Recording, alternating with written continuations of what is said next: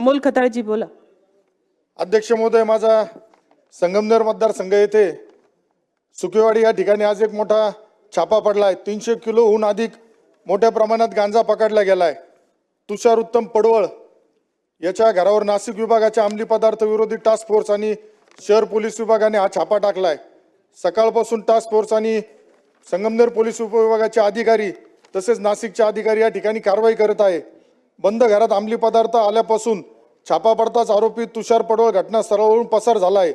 घरापासून जवळच एका ऑटो रिक्षामध्ये सुद्धा गांजा सापडलाय. संगमनेरमध्ये मोठ्या प्रमाणावर गांजा पकडला गेलाय. हा गांजा कुठून आला, याची विक्री कुठे होणार होती, याचा तपास पोलीस करत आहे. दरम्यान अप्पर पोलीस अधीक्षक व त्यांची टीम असेल, अंमली पदार्थ विरोधी टास्क फोर्स अधिकारी कर्मचारी सुद्धा त्या ठिकाणी गावात आलेत. या ठिकाणी चौकशी सुरू असून सुद्धा अजून गांजाचा आकडा अधिकृत येणं बाकी, परंतु 300 किलोपेक्षा जास्त मोठी संख्या इथं आली.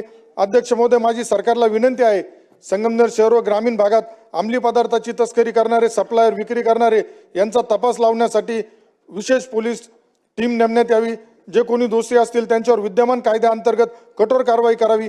तसेच अध्यक्ष महोदय, मागील आठवड्यामध्ये तिथं ड्रग्सची सुद्धा कारवाई करण्यात आली होती. आशिष मेहर नावाचा जो ड्रग्ज माफिया होता, तर या अहिल्यानगर जिल्ह्यामध्ये काही पोलीस कर्मचारी आहेत, चौधरी, घोडके, हे पोलीस कर्मचारी गुटख्या धंद्यांना सुद्धा पाठबळ देत आहे. आज मला शंका आहे का अहिल्यानगर जिल्ह्यात हिरा डायरेक्ट गोवा गुटखा पिकअप कर्नाटक व इतर राज्यातून येत आहे. आज संगमनेरमध्ये वेळोवेळी अशा प्रकारे अवैध ड्रग्ज असेल, गुटखा असेल. सरकारने या गंभीर घटनेची दखल घ्यावी.